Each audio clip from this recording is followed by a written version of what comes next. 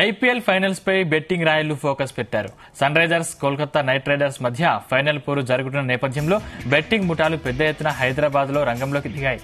WhatsApp గ్రూపులు ఏర్పాటు చేసి సమాచారం కావాల్సిన వారికి పంపించాయి. దేశంలోని ప్రధాన బుకీలు హైదరాబాద్ లోని మకాం వేసినట్టు తెలుస్తోంది. బంజారాహిల్స్, బేగం బజార్, ఘాన్సీ బజార్, అబిడ్స్, సికింద్రాబాద్, కూకట్పల్లి, గచ్చిబౌలి తదితర ప్రాంతాల్లో ఖరీదైన హోటళ్లు, శివారు ప్రాంతాల్లోని అపార్ట్మెంట్స్, ఫామ్ హౌజుల్లోని గదులను అద్దెకు తీసుకుని బెట్టింగ్ కార్యకలాపాలు నిర్వహిస్తున్నారు.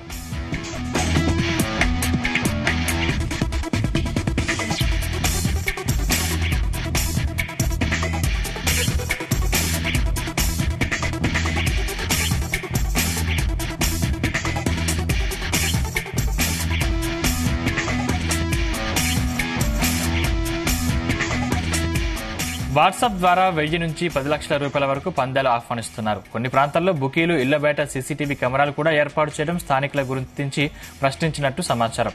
మరోవైపు బుకీల స్థావరాల్ని గుర్తించేందుకు ప్రత్యేక పోలీసు బృందాలు రంగంలోకి దిగాయి. నగరంలో ఐపీఎల్ సీజన్లో దాదాపు 500 కోట్ల రూపాయల మేర పందెం సొమ్ములు చేతులు మారుతున్నాయి.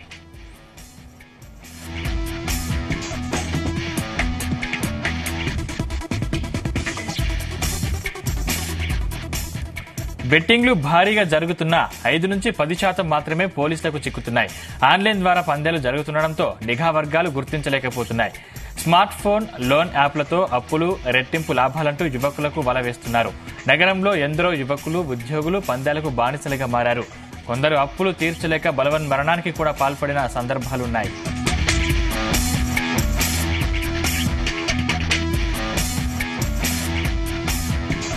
ఈ అంశానికి సంబంధించిన మరింత పూర్తి సమాచారం మా క్రైమ్ బ్యూరో చీఫ్ రవితేజ అందిస్తారు. రవితేజ, ఈరోజు ఐపీఎల్ చివరి ఫైనల్ మ్యాచ్ ఉండడంతో బెట్టింగ్ రాయుల్లో ఇదే సరైనటువంటి టైం అనుకుని కోట్లాది రూపాయలుగా అక్రమంగా సంపాదించేటువంటి ఆలోచనతో కస్టమర్స్ ని ఎలా బురిడి కొట్టించాలి, అభిమానులని ఏ రకంగా ఆకట్టుకోవాలి, 1:10 అంటూ 1:20 అంటూ 1000 పెడితే ₹1,00,000 లేదా 2 లక్షలు అంటూ కూడా ముందుగానే ఎవరైతే ఎక్కువగా దీనికి అడిక్ట్ అయ్యి బెట్టింగ్స్ పెట్టేటువంటి యువకులు ఉన్నారో వారినే టార్గెట్ గా చేసుకుని కొన్ని వాట్సాప్ గ్రూప్స్ ఏర్పాటు చేయడము, ఫేస్బుక్, ఇన్స్టాగ్రామ్ లలో పేజ్ ఏర్పాటు చేసి దాంట్లో ఒక లింక్ ని వీళ్ళు షేర్ చేయడము, దాని ద్వారా ఎక్కువగా డబ్బులు సంపాదించవచ్చు అని యువత ఈరోజు ఎక్కువగా ఈ బెట్టింగ్స్ వాటిపైనే ఎక్కువగా దృష్టి పెడతా ఉన్నారు.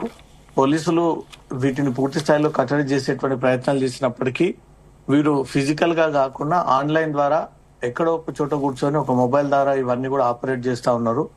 ఆ యాప్ ని ముందుగానే 2 రోజుల ముందు రెడీ చేసి కస్టమర్స్ కి అందరు కూడా యాప్ ని షేర్ చేసి దాని ద్వారా ఎవరు ఎంత పెట్టాలనుకుంటున్నారు, ఏ టీం గెలుస్తుంది, ఏ టైంలో ఎవరు 4 కొడతారు, ఎవరు అవుట్ అవుతారు అనేది కూడా బాల్ టు బాల్ బెట్టింగ్ తో పాటు హెడ్ టు హెడ్ బెట్టింగ్ కూడా ఎక్కువగా మొత్తంలో ఈసారి జరగబోయేటువంటి అవకాశాలు ఉన్నాయి. కాబట్టి ఈ ప్రధాన బుకీలందరూ కూడా హైదరాబాద్ లో ఉన్నటువంటి బంజారాహిల్స్, బేగం బజార్, కాన్సీ బజార్, అబిడ్స్, సికింద్రాబాద్, కుకట్పల్లి, గచ్చిబౌలి ప్రాంగణంలో కూడా ఖరీదైనటువంటి హోటల్స్ లో వీళ్ళు ఇప్పటికే ఆ స్టే తీసుకొని ఈ రోజు మొత్తం అక్కడి నుంచే ఈ ఆపరేటింగ్ కొనసాగిస్తూ కోట్లాది రూపాయలుగా దండుకునేటువంటి ప్రయత్నాలు జరుగుతున్నట్టుగా సమాచారం అందుతుంది.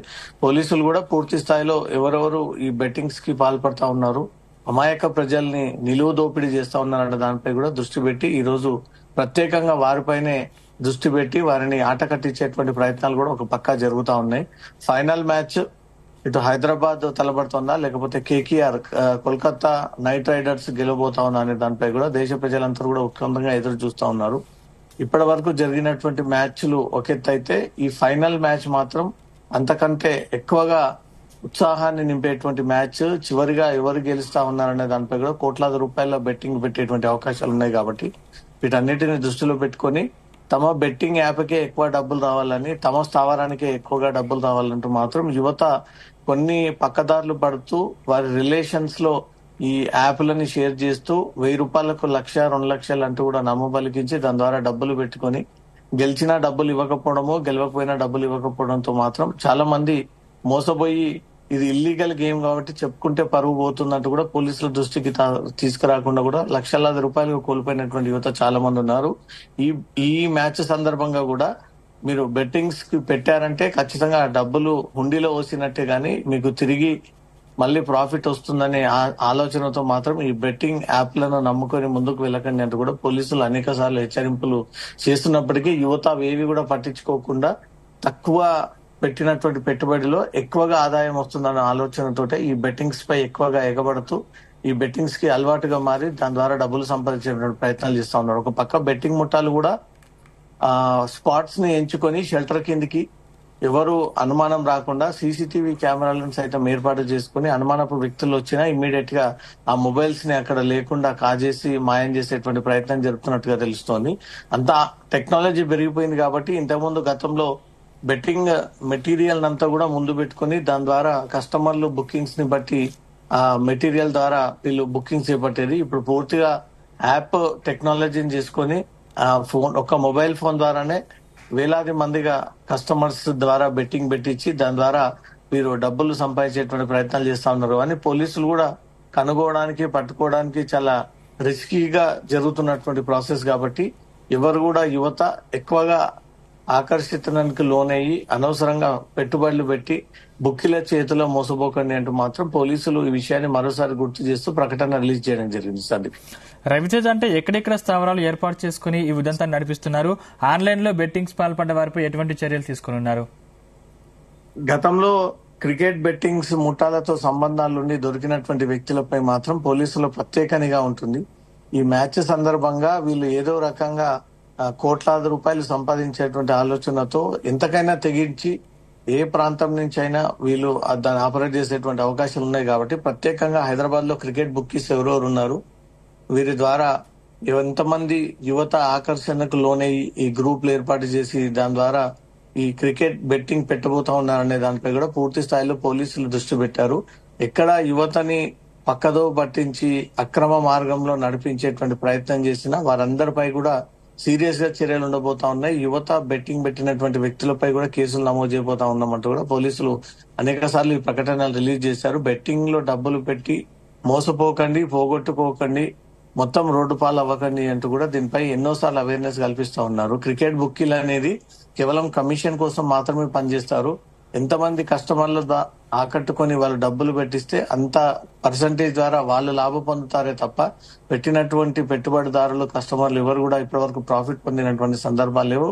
వీటన్నిటికీ దూరంగా ఉండి మ్యాచ్ ని ఎంజాయ్ చేయండి తప్ప క్రికెట్ బెట్టింగ్ బారిన పడి మోసపోకండి అంటూ మాత్రం పోలీసులు హెచ్చరిస్తా ఉన్నారు. ప్రధానంగా క్రికెట్ బుక్కీస్ పై మాత్రం దృష్టి పెట్టినటువంటి పోలీసులు ఎక్కడ వీళ్ళు స్థావరాన్ని ఏర్పాటు చేసుకుని ఈ రోజు ఆపరేట్ చేసినా వారిని ఖచ్చితంగా పట్టుకునేటువంటి టీమ్స్ ని కూడా స్పెషల్ గా డిప్లాయ్ చేసి దాని ద్వారా తనిఖీలు కూడా చేపడుతున్నట్టుగా సమాచారం అందుతుంది. క్రికెట్ బెట్టింగ్ అనగానే విదేశాల నుంచి కూడా వివిధ రాష్ట్రాల నుంచి కూడా పెద్ద మొత్తంలో దీని ద్వారా పెట్టుబడులు పెట్టి ప్రాఫిట్ పొందేటువంటి ప్రయత్నాలు జరుపుతూ ఉంటారు. వీటన్నిటిపైన కేంద్ర రాష్ట్ర ప్రభుత్వాలు అయితే ప్రత్యేక దృష్టి పెట్టి దీన్ని పూర్తి స్థాయిలో అరికట్టేటువంటి ప్రయత్నాలు అయితే జరుగుతూ ఉన్నాయి. Sandeep, right, thank you Raviteja.